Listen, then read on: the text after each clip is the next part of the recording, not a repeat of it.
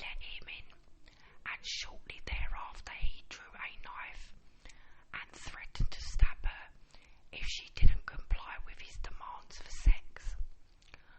After he raped her, he hung out in the living room of her apartment, smoked a few cigarettes, and told her he'd like to see her again. After he left, she went to the police, who immediately believed her stories. The Cuyahoga Falls Police Department had received other reports about Sapharas and knew he was capable of violence. He was arrested and tried, and this time he was found guilty. The judge handed down a sentence, according to Ohio law, of between 15 to 60 years for rape, but the parole board saw fit to let him out just 13 years later. During the trial, the prosecutor reported on the findings of a pre-sentence investigation characterizing Gus Sapharas as seriously psychologically disturbed, as opposed to floridly psychotic. He left the prison the same way he went in, violent, unpredictable, and with no interest in changing his ways. He was in his mid-40s, and the year was 1990. Within the next few years, his predilection for violence against women would grow. He'd first been arrested for a crime against a woman in 1969 and had received 2 years of probation.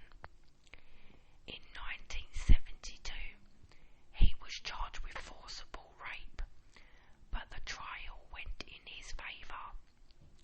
Sapharas had steady employment before he went into prison. Not an easy task, given his difficult personality, but by the time he emerged in 1990, his parents' restaurant had closed. He moved to be near his sister, who lived in a luxurious home with her husband, near Westerville in Ohio.